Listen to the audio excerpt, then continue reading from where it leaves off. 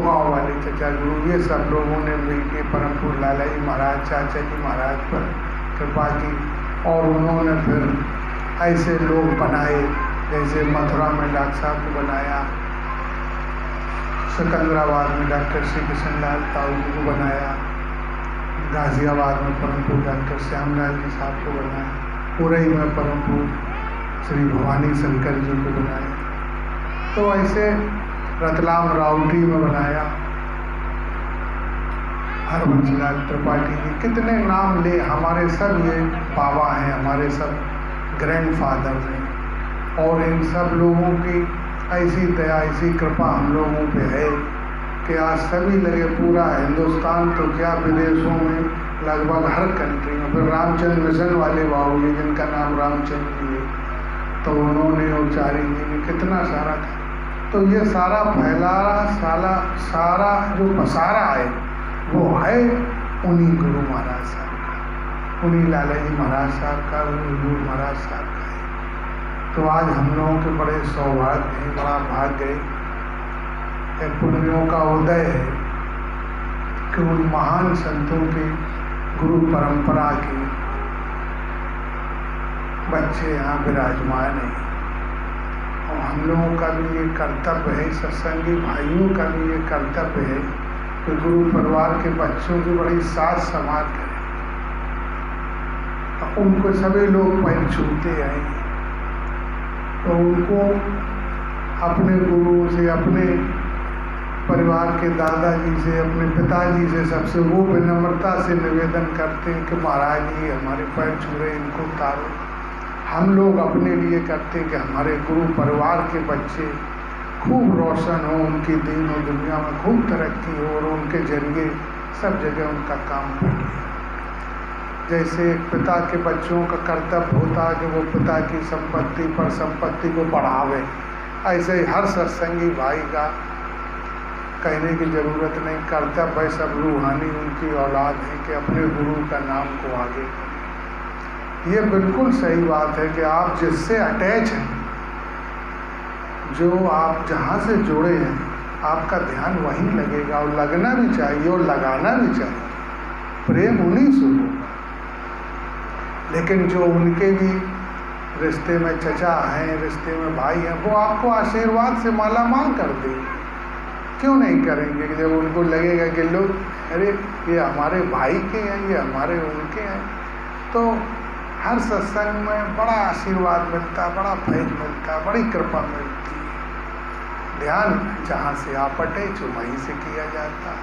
और चूँकि ईश्वर निराकार है, ना उसका रूप रंग आकार है, उसी तक पहुँचना है, तो कहीं कोई समस्या नहीं क्रिएट होती, आनंद ही आनंद होता है, दया ही दया होती है।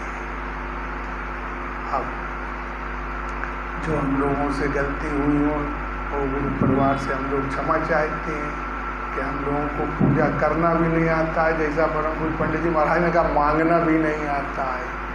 तो ऐसे जैसे भी हैं आपके हैं, इसमें कोई शक नहीं, आप हमारे हैं, हम आपके हैं। तो हम लोगों की ऐसी विनती सुन के हम अनुरोध करेंगे सबसे पहले अकलीम भैया से कि कुछ आशीर्वचन हम लोगों को देवें, और फिर से नवाज भैया जी से अनुरोध करेंगे बोले, छोटू भी जरूर बोले, तो माइक देने का कष्ट करें। भैया कोई पूजा क्षमा हो तो क्या गलती क्षमा कर। हाँ, हमारे यहाँ के मुखी सज्जन हाँ बोलेंगे, कुछ कह देंगे।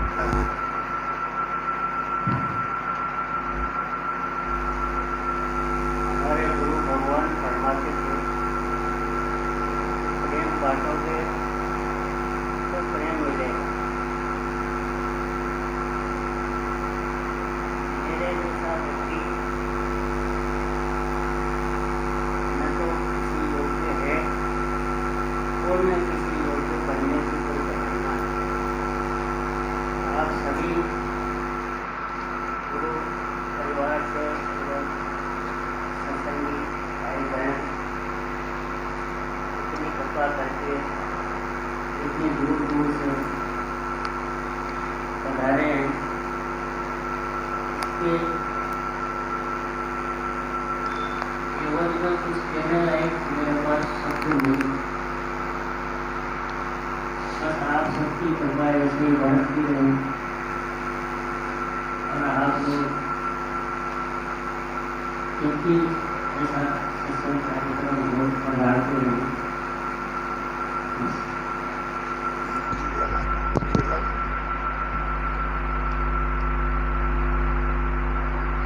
ये उसमें ये हटा ले।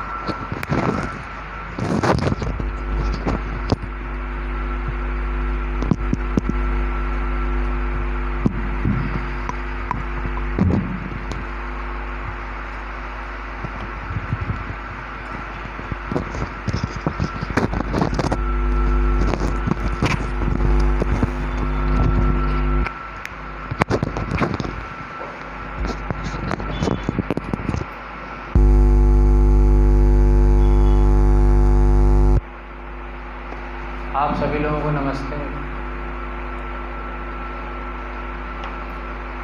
ज़्यादा तो कुछ नहीं कहूँगा मैं आप लोगों के बीच, क्योंकि मेरे बीच में काफ़ी लोग ऐसे हैं जो मुझसे ज़्यादा इस सिलसिले के बारे में जानते हैं। मुझे तो अभी कुछ वक्त हुआ है इन सब चीज़ों को वो किए हुए। जनाब ब्रह्मानंद जी जो इस सिलसिले में काफ़ी वक्त से जो हैं, और जनाब शाहनवाज भाई जिन्होंने काफ़ी सोहबत बुज़ुर्गों की, जिन्होंने उनसे सीखा। मैं तो अभी बस इन लोगों के पीछे इन्हीं लोगों से सीख रहा हूँ कि कैसे बुज़ुर्गों के साथ रह के और बुज़ुर्गों से फैज़ हासिल किया जाए। एक छोटा सा वाक़या जो पीराने पीर दस्तगीर गौसुल वरा शेख मोइनुद्दीन अब्दुल क़ादिर जीलानी का है, वो आप सबके सामने पेश करना हूँ। फिर उसके बाद आपसे मैं दरख्वास्त करूँगा शाहनवाज भाई से कि वो आगे जो है आपको अपने हाथ से करें।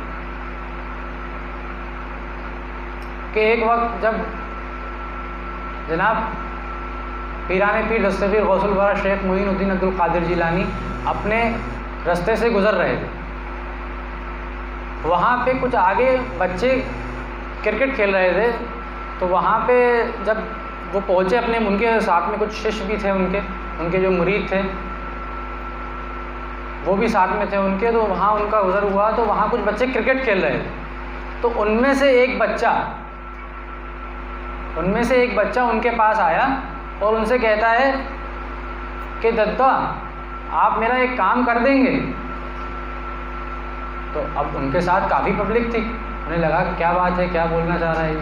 तो उनने ये कहा उस बच्चे ने उनसे कि आप मेरा एक काम कर दीजिए कि ये लीजिए पैसे और मुझे आप जाके वहाँ दुकान से जलेबी ला दीजिए। किनसे कहा? पीराने पीर दस्तगीर गौसुल वरा शेख मोइनुद्दीन अब्दुल क़ादिर जीलानी से, जो गुरुओं के गुरु हैं। उनके साथ बहुत सारे शिष्य थे। उसके बाद उन्होंने वो पैसे लिए और उसका वजह उन्होंने बताई कि मेरी बैटिंग, मतलब उसकी वो क्रिकेट खेल रहा था तो मेरी बैटिंग आने वाली है, अगर मैं सामान लेने चला गया तो मेरी बैटिंग चली जाएगी। तो आप इतना काम कर दीजिए मेरे से कि मेरे पैसे लेके और जो है आप मुझे वो सामान ला दीजिए। तो उन्होंने पैसे लिए। इतने में उनके शिष्य बोलते हैं नहीं आप कहाँ जाएंगे, आप हमें दीजिए, हमारे होते हुए आप क्यों जाएंगे। तो तुरंत उन्होंने उनको मना किया, बोले नहीं, उस बच्चे ने मुझसे हुक्म दिया है, मुझसे कहा है काम करने का, ना कि तुमसे कहा है। बोले बच्चों में भगवान बसता है। बोले उसने मुझे हुक्म दिया है तुम लेके आओ, तो मैं ही जाके लेके आऊँगा, आप नहीं जाओगे। तो सोचिए जो गुरुओं के गुरु हैं उनकी ये लफ्ज़ है कि उन्होंने उस बच्चे का एक काम क्या था, जलेबी लाने की कितनी दूर थी, वो अपने शिष्य से कहते कितने शिष्य थे उनके पास, कोई भी ला के दे देता उनको। लेकिन उनका स्वभाव और उनकी जो गुरुओं के साथ बैठने की जो चीज़ें थी उसकी वजह से उनके अंदर ऐसा स्वभाव था कि उनको घमंड तकब्बुर बिल्कुल भी नहीं था। और इस लाइन में जिस जगह पे हम लोग अभी शामिल हुए हैं और जिस जगह पे हम लोग हैं, इसमें घमंड तकब्बुर जैसी चीज़ें हमारे बिल्कुल भी जहन में नहीं आना चाहिए, क्योंकि अगर ये चीज़ आई तो समझ लीजिए वहीं से हमारी बर्बादी शुरू हो जाती है।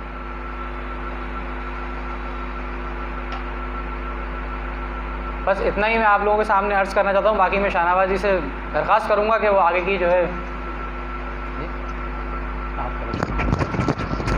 शाहनवाज जी से दरख्वास्त करूँगा कि आगे वो थोड़ा सा हम लोगों को फैज़याब करें बुज़ुर्गों के बयानातों से जो उन्होंने सोबत उठाई है। मैं उनसे गुजारिश करूँगा कि आप हमको ज़रा वो चीज़ बताएँ।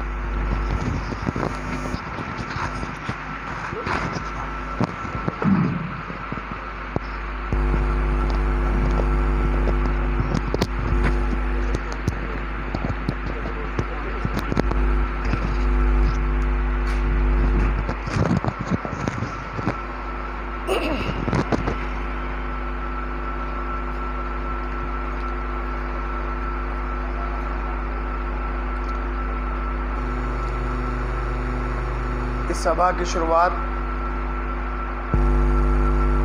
से पहले हम लोग उस मालिक की बारगाह में एक अर्ज़ी लगाते हैं ताकि हम लोगों की कबूलियत को हाजिर नाजिर रखें।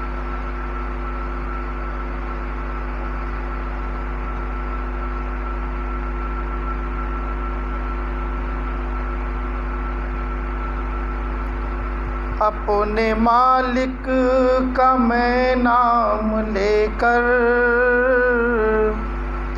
अपने मालिक का मैं नाम लेकर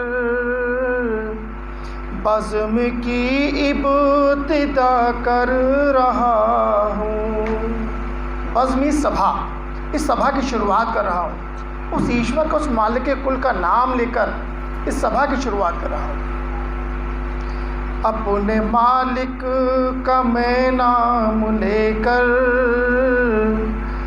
बज़्म की इब्तिदा कर रहा हूँ।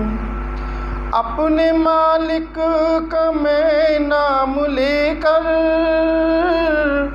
बज़्म की इब्तिदा कर रहा हूँ।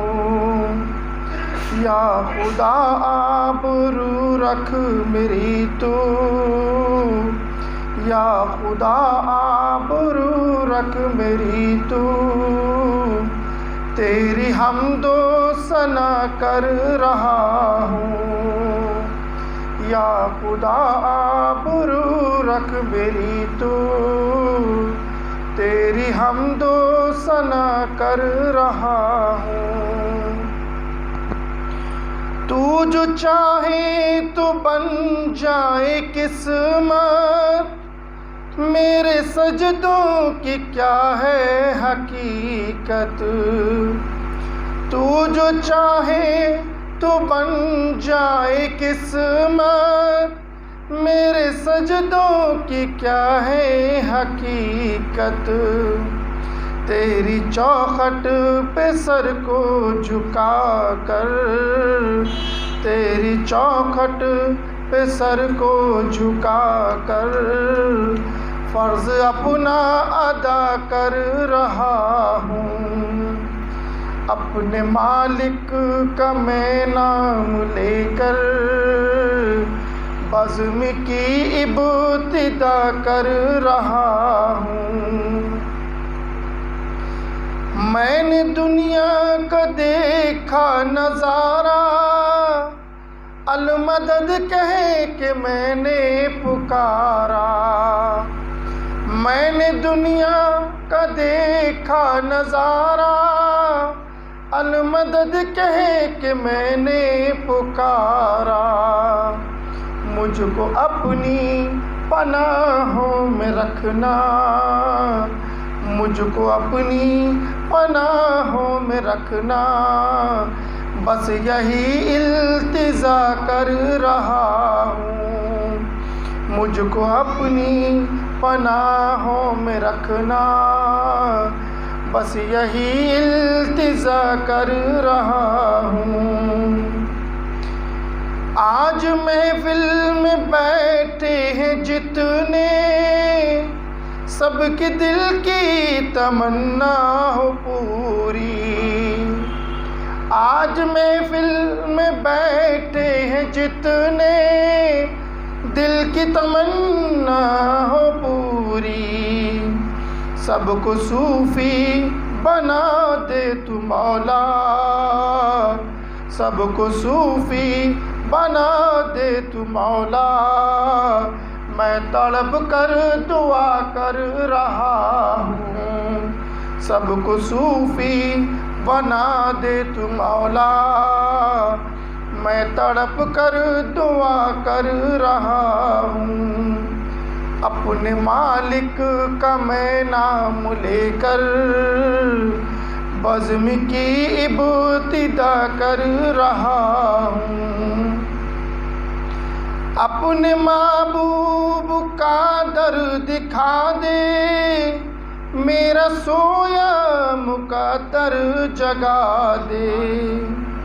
अपने महबूब का दर दिखा दे, मेरा सोया मुक़द्दर जगा दे।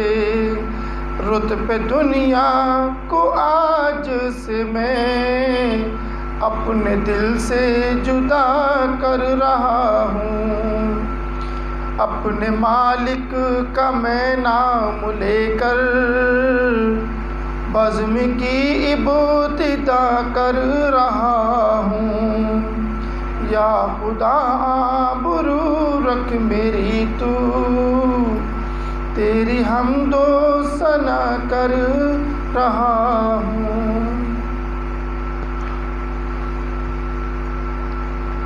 मालिक की इनायत और मेहरबानी से आज जो दिन हम लोगों को नसीब हुआ है, उसके हकदार जनाब मधुसूदन मिश्रा जी हैं, जिन्होंने इस कार्यक्रम का आयोजन किया और हम लोग इस महफिल को उन बुज़ुर्गों के सदक़े में कायम कर सके और यहाँ हाजिर हुए। हमारे पीर मुर्शिद जनाब क़िबला हाजी मौलवी मोहम्मद तोहा खान साहब रहमतुल्लाह अलैह फरमाया करते थे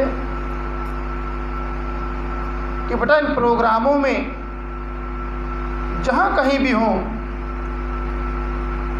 जाने की कोशिश किया करो। भले ही एक सभा अटेंड करो, लेकिन जाओ ज़रूर, अगर पूरी कर लो तो बहुत बेहतर। क्योंकि इन सभाओं में सारे ही बुज़ुर्गों की आमद हुआ करती है। किस बुज़ुर्ग की इनायत किस पर हो जाए कोई पता नहीं। और हम लोग यही तो चाहते हैं कि इन बुज़ुर्गों के दरबार में आकर उनको सौंप दें, बाकी वो जाने, बस हमारा अपना सारा काम उनका है। उनको सौंप दिया वो बेहतर, तो ऊपर इनायत क्यों ना करें। हमने अपने दादा पीर जनाब क़िबला मौलाना फजल अहमद खान साहब रहमतुल्लाह सरकार के पीर भाई जनाब क़िबला हाजी मौलवी शाह अब्दुल गनी खान साहब रहमतुल्लाह अलैह के ज़माने की बात याद आती है कि उनके पास एक शख्स आया करता था जो कि उनसे दीक्षित भी नहीं था, बैत भी नहीं था। आगे चलकर वो बैत हुए तो आलम ये था कि जब वो उनकी महफिल में तो नहीं, उनके घर रोज़ाना नित्य प्रतिदिन जाया करते थे। उनकी ड्यूटी थी 1 घंटा बैठे हुजूर के सामने और उनकी पेशानी को, उनके माथे को देखा करते थे। बस नित्य प्रतिदिन का यही काम था उनका। एक ज़माना बीत गया जबकि उस ज़माने में छुआछूत बहुत थी, लेकिन फिर भी लोगों में इस चीज़ का बहुत उरूजियत थी, बहुत नाम था।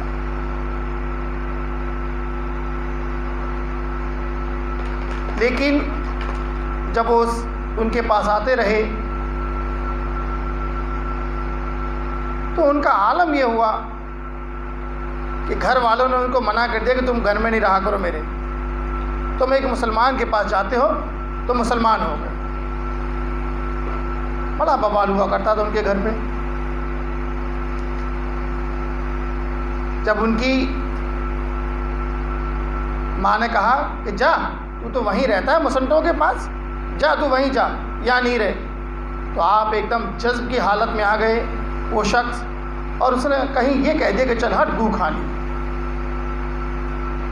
इतना कहना था, वहाँ गुस्से से उस घर से बाहर निकल गए।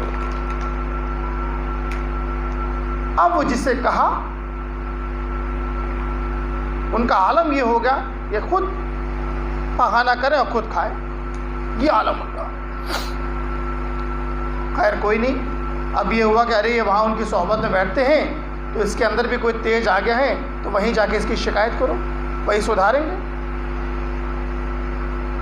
उनके घर से कोई शख्स आया हुजूर के पास कि मौलवी साहब ऐसी सी बात है, वो आपके पास बैठता है रोज़ाना और उसने ऐसे ऐसे कह दिया है। अच्छा, तो हुजूर ने तुरंत जो है अपनी गैबी ताकत से उनको जो है बोले कि जाइए, वो कुछ देर बाद अभी आएगा और वही ठीक करेगा जिसने ख़राब किया है, गलत किया है।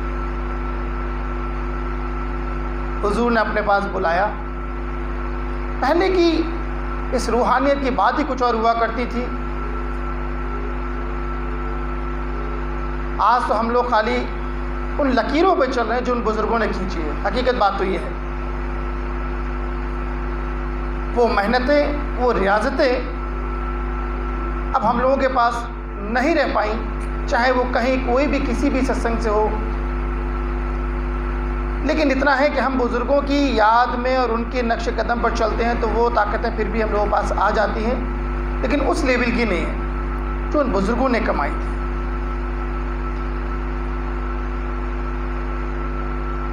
मौलाना फजल अहमद खान साहब रहमतुल्लाह सरकार, मौलाना अहमद अली खान साहब रहमतुल्लाह सरकार, इन लोगों का तो ये आलम था कि अगर यहाँ बैठे हों, आंख बंद करें, आपका अमेरिका का हाल बता दो वहाँ क्या हो रहा है। ये निज़ाम था।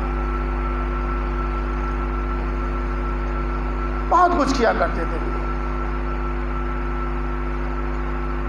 तो जब जिस वक्त उन्होंने अपनी रूहानी तालीम से उनके अंदर वो चीज़ डाली और जब उनको बुला लिया गया घर पे, तो उन्होंने उनको डांटा कि भाई तुमने यहाँ रह के यही सीखा कि किसी को बद्दुआ दो। हमारे सिलसिले में ये चीज़ नहीं सिखाई जाती किसी को बद्दुआ दो। तुमने तो अपने घर पे ही ये चीज़ कर डाली, तमाम डांट लगाई। जाओ ठीक करके आओ। तब वो शख्स गए और उन्होंने जाकर वहाँ डांटा। अब तुझे सुकून मिल गया, मेरे ऊपर डांट पड़वा दी मौलवी साहब की, चल जा, ठीक हो गई। सिर्फ इतना मात्र कहना था तो वो लेडीज़ ठीक हो गई, वहाँ नहाई धोई, साफ हुई। ये आलम रहा उनका। तो इन बुज़ुर्गों के पास आने से बहुत ताकतें मिला करती हैं। ज़रूरी नहीं कि हम और आप जब तब करें तभी कुछ मिले, मेहनतें करें, रियाजतें करें। हमारे बुज़ुर्गों ने तो यहाँ तक फरमा दिया कि आप कुछ नहीं करो, सब मैं करने के लिए बैठा हूँ, बस अपना नित्य प्रतिदिन थोड़ा समय मुझे दे दो और अपने घर रहकर आधा घंटा सुबह, आधा घंटा शाम को, और इससे कम क्या लेंगे। कम समय में आपको इतना कुछ दे दिया, बहुत बड़ी इनायत है। और मैंने तो अपने पीर मुर्शिद के साथ 13 साल जब मैं रहा हूँ, तो मैंने सत्संग तो अटेंड किया, इस सभा का भी अटेंड नहीं गया। बाबूजी मैं भी आ रहा हूँ, हाँ ठीक है। बाकी सब लोग आँख मीच के बैठ गए, मुझे क्या करना, मैं जी जा रहा हूँ घूमने के लिए, निकल गया, घूम फिर रहा हूँ। और बाबूजी ने भी कुछ नहीं कहा। मुझे मालूम है कि 1 घंटे की सभा चलेगी सत्संग वाली, 1 घंटे बाद आ जाएंगे घूम फिर के, जैसे अब तक हुआ हम आकर बताएंगे, ठीक। लेकिन मुझे ये नहीं पता थी कि वो मेरे अंदर इसी बीच सारी तालीम, सारा इल्म डाल रहे हैं। अब जिस वक्त 13 साल उनके साथ जो बिताए, और मैं तो एक कुली के तौर पे था कि एक बुज़ुर्ग का हुक्म है कि चलो भाई मेरे साथ चलो, मैंने उठाया भाई, चलो घूमने को तो मिल ही रहा है, चलो भाई। लेकिन जब 13 साल बाद उन्होंने अपना शरीर छोड़ा और जब इस सिलसिले की बागडोर जब मेरे हाथ में आई, तभी मुझे इल्म नहीं था कि ये बागडोर मुझे आएगी, उस मालिक बुजुर्गान की मर्जी। अब मैं बड़ा परेशान कि मैं क्या करूं। किसी का जकलीम भाई ने कहा कि मेरी शुरुआत है। उस वक्त मैं भी यही था कि मेरी शुरुआत में क्या करूं, कैसे करूं, बड़ा परेशान। तब देखिए कि जो 13 साल मैंने अपने आप को समर्पित किया था, ये समर्पण भाव की मैं बात कर रहा हूँ कि जो मैंने अपने आप को सौंप दिया था उस बुजुर्ग को, तो उसने क्या किया। तो कान में सदा आती है कि परेशान नहीं हो, मैं तुम्हारे साथ हूँ, और जो मैंने किया था वो तुम करो। तो वो चीज़ें अचानक सामने आना शुरू हो गई कि हाँ, पीर मुर्शिद ये किया करते थे, ठीक, ऐसा करते थे, ठीक। उनकी इनायत और मेहरबानी से आज बहुत कुछ हासिल है, जो कि मेरा अपना कुछ नहीं है।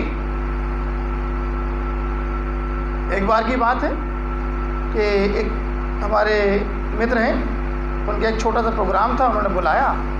वहाँ पर किसी बच्ची की अचानक तबीयत ख़राब रही नहीं होगी और वहाँ हो गई। तो हमसे बोले कि ऐसा है कि आप जो है कुछ दे दो, पानी पड़ गए। अरे बोले मैं क्या जानता हूँ, मुझे कुछ आता भी है? नहीं नहीं, अरे आप तो गद्दी नशीन है और जो है आप पानी पड़ के दे दीजिए। तो मैंने जो है, भाई मुझे कुछ आता नहीं है। बोले नहीं, दे दीजिए।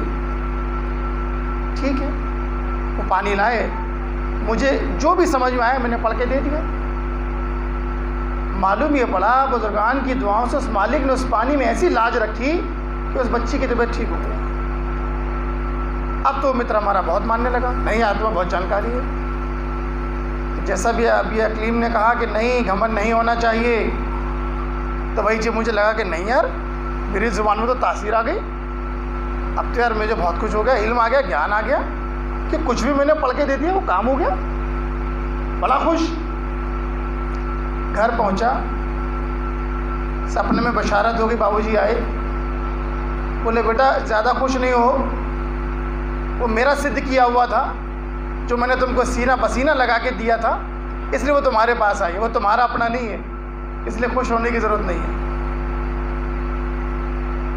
अब मैं खामोश कि हाँ ये बात तो ठीक है, सीना पसीना बाबूजी ने दिया था, तो वो चीज़ आई है जो मैंने 13 साल अपने आप को उनको सौंपा था।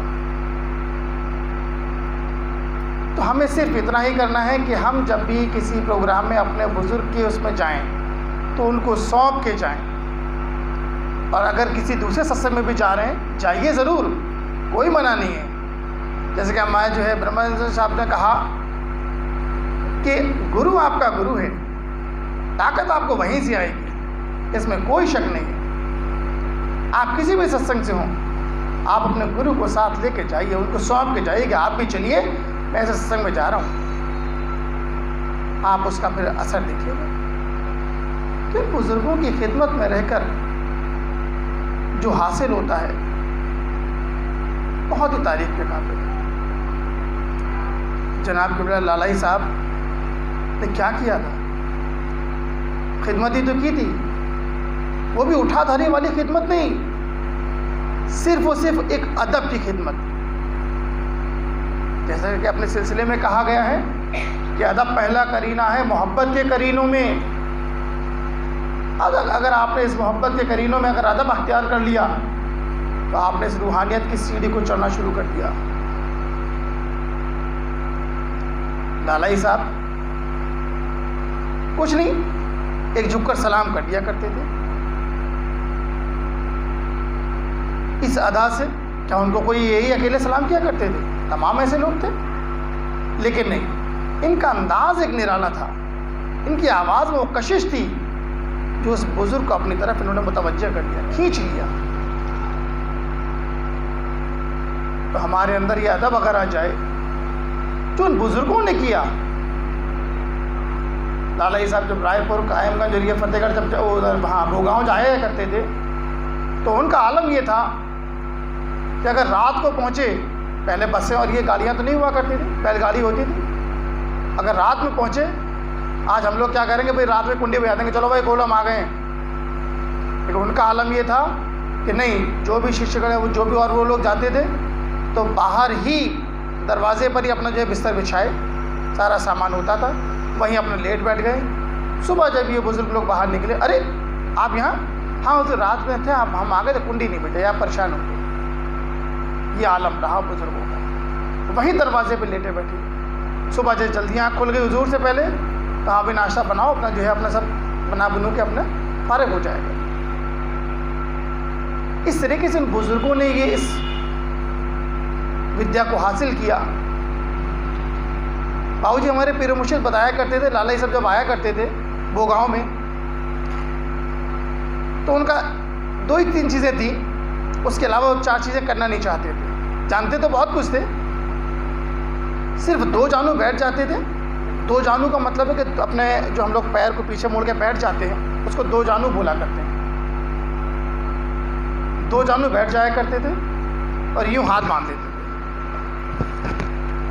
और उसके बाद हुजूर जो है भोगाव वाले मौलवी साहब शाह अब्दुल गनी खान साहब रहमतुल्लाह अलैह सरकार माला ज़्यादातर जपते थे या लेटते ज़्यादा थे। अगर उनको कोई बात कहनी हुई, अरे भाई पुत्तूलाल, लाला साहब को पुत्तूलाल भी कहा जाता था, अरे पुत्तूलाल जी जी हुजूर, इतना वर्ड हुआ, हुजूर ने कुछ बोला और जब उनकी बात ख़त्म हुई तो आपने कहा जी जी बहुत अच्छा जी हुजूर। सिर्फ यही 2-3 वर्ड ज़्यादातर वो जानते थे। उनके सामने कहते थे कि अगर हम हुजूर के सामने भी अगर अपनी दुनिया को लेकर आए तो फिर यहाँ आने का मतलब क्या हुआ? हमें यहाँ से खाली रूहानियत चाहिए, वो विद्या चाहिए, दुनिया तो और भी जगह हमें मिल जाएगी। हुजूर ने फरमाया कि अगर आपने ये चीज़ हासिल कर ली, इस इल्म को अगर आपने सीख लिया, इस विद्या को सीख लिया, तो आपसे रब राज़ी होगा। रब का मतलब हो गया सब राज़ी होगा। आपको दीन भी मिलेगा, दुनिया भी मिलेगी। तो हमें आपको चाहिए कि इसमें लग कर मेहनत के साथ, इसमें जिस वक्त हम इसको हासिल कर लें, इसमें रम जाएं, ईश्वर जब हमें चाहने लगेगा तो समझ लें हमारा बेड़ा तो पार हो ही गया और दुनिया भी हमारे साथ है और आखिरत भी हमारे साथ है। तो हमें और आपको चाहिए कि जितना समय मुनासिब है उस वक्त को हम लोगों को सुबह और शाम मालिक की याद में बिता लेना चाहिए। और कोशिश ये रखनी चाहिए, बहुत से लोगों को मैंने देखा है कि हम लोग खाना खाते हैं तो खाने को उस बुज़ुर्ग को अर्पण नहीं किया करते। खाने को खाना समझ के ना खाया करें, और शाद अगर बना के खाएंगे तो बहुत अच्छा रहेगा। जिस वक्त खाना सामने आए तो 1-2 मिनट रुककर बुज़ुर्गों को उसको अर्पण कर दें और उसके बाद खाएंगे तो वो खाना ना होकर प्रसाद बन जाएगा। तब खाएंगे तो उसका असर कुछ और होगा। ये समय देते हुए मैं चाहूँगा कि जो आप लोगों ने जलसा यहाँ आए, इस जलसे में बहुत अच्छा लगा। उन बुज़ुर्गों की इनायतें भी आई इसके ज़रिए से, बहुत बेहतर। आप लोग इसी तरह अल्लाह तबारक व तआला इस जलसे को और बढ़ाए और आप सब लोगों को हिम्मत, ताकत और क़ुव्वत अता फरमाए ताकि आप लोग आ सकें और सेहतयाब रहें।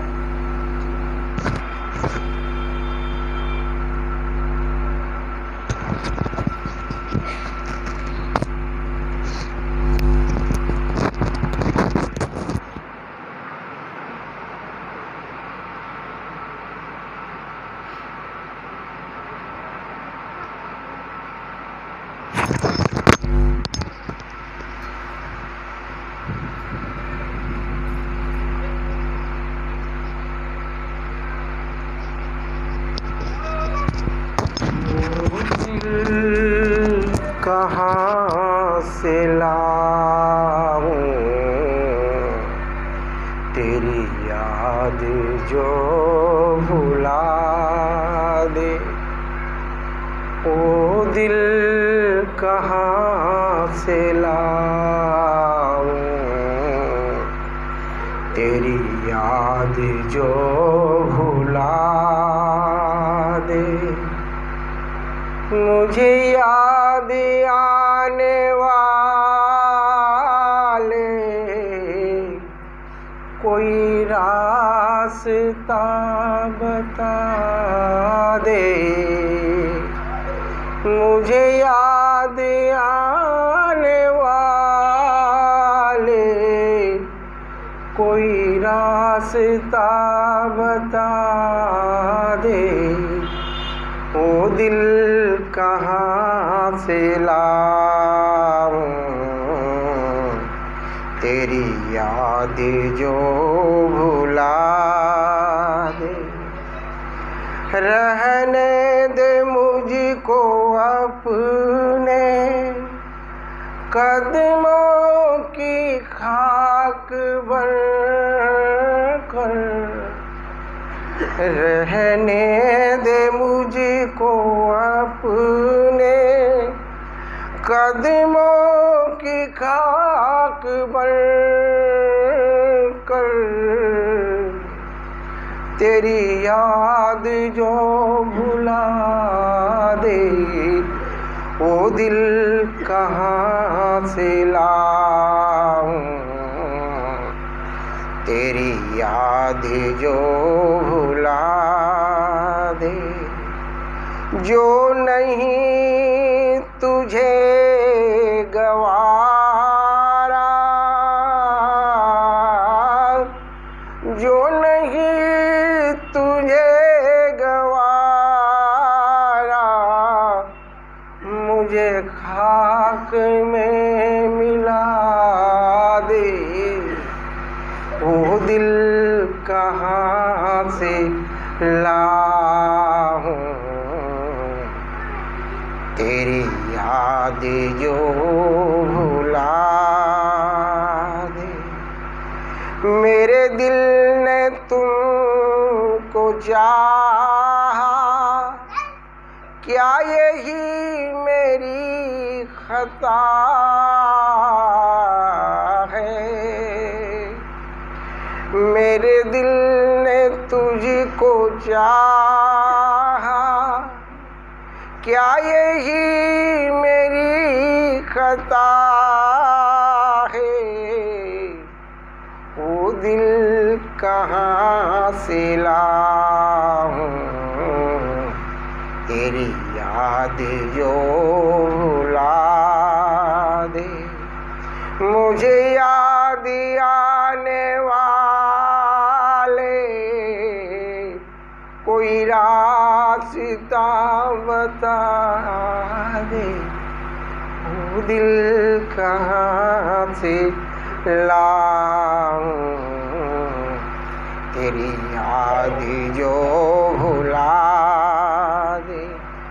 माना खता है लेकिन ऐसी तो ना सजा दो। माना खता है लेकिन ऐसी तो ना सजा दो। तेरी याद जो भुला दे वो दिल कहाँ से लाऊं तेरी याद जो भुला दे। मुझे याद आने वाले, मुझे याद आने वाले कोई रास्ता बता दे। वो दिल कहाँ से लाऊं तेरी याद जो भुला दे। तेरी याद जो भुला।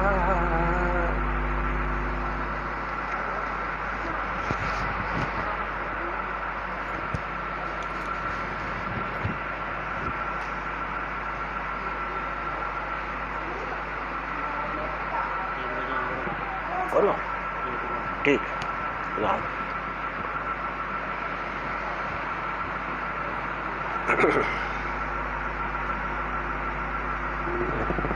मैं बुरा या भला हूँ, मेरी लाज को निभाना। मैं बुरा या भला हूँ, मेरी लाज को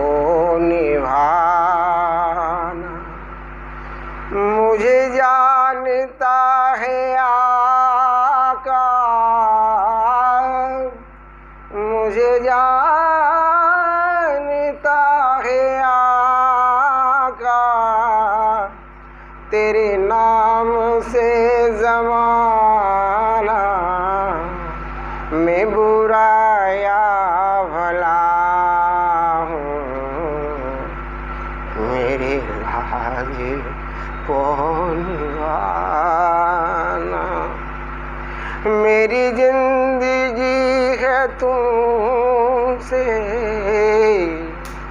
मेरी जिंदगी है तुमसे, कहीं तुम बदल न जाना, कहीं तुम बदल न जाना। मैं बुराया भला हूँ, मेरी लाज को निभाना। चौखट पे आ गया हूँ, सरकार आज सुन लो। चौखट पे आ गया हूँ, सरकार आज सुन लो। मेरी दुख भरी कहानी, मेरा दुख भरा फसाना। मैं बुराया भला हूँ, मेरी लाज को निभाना। तेरे नाम से जहूरी मुझे जानता जमाना। तेरा हो गया हूँ जब से, मेरा हो गया जमाना। तेरा हो गया हूँ जब से, मेरा हो गया जमाना। मैं बुराया भला हूँ, मेरी लाज को निभाना, मेरी लाज को निभाना।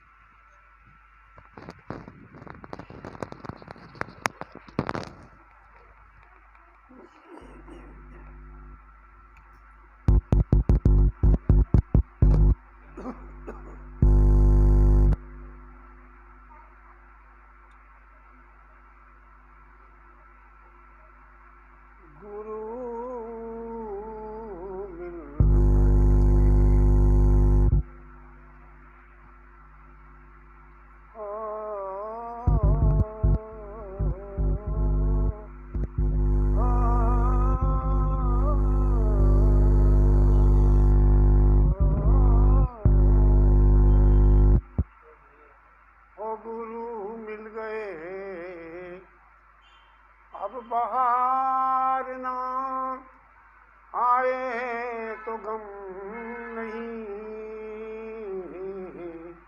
गुरु मिल गए बहार ना आए तो गम नहीं। अब दिल को करार ना आए तो गम नहीं।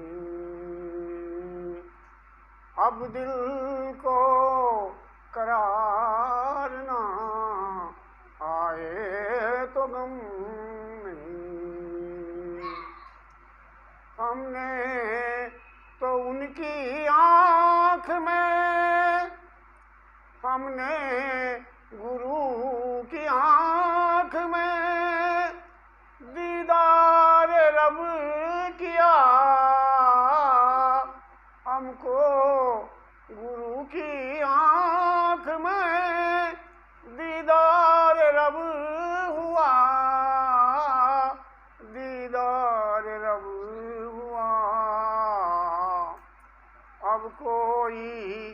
मददगार ना आए तो गम नहीं,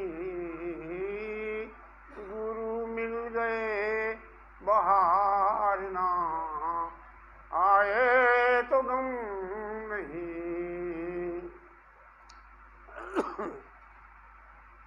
संसार में गुरु अगर पाया तो सब पाया, पाकर गुरु को जहान में बाकी क्या बचा, पाकर गुरु को जहान में बाकी क्या रहा, बाकी क्या रहा। दुनिया को एतबार ना आए तो गम नहीं, गुरु मिल गए बहार ना आए तो गम नहीं। तूफान जिंदगी में गर गुरु साथ हो, तूफान जिंदगी में गर गुरु साथ हो, फिर दिल की नैया पार ना, फिर दिल की नैया पार ना जाए तो गम नहीं, गुरु मिल गए बहार ना आए तो गम नहीं। अब दिल को करार ना आए तो गम नहीं, पाकर गुरु को जहान में अजी बाकी क्या बचा, पाकर गुरु को जहान में बाकी क्या रहा, बाकी क्या रहा। अब कोई मददगार ना आए तो गम नहीं, अब कोई मददगार ना आए तो गम नहीं।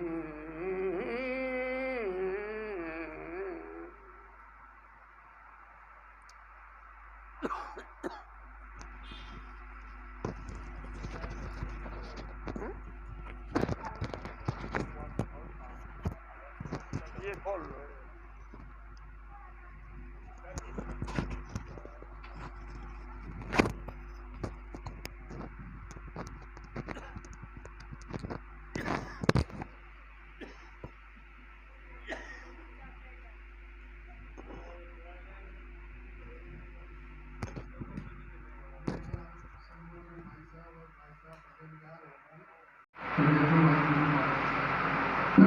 years के बाद ये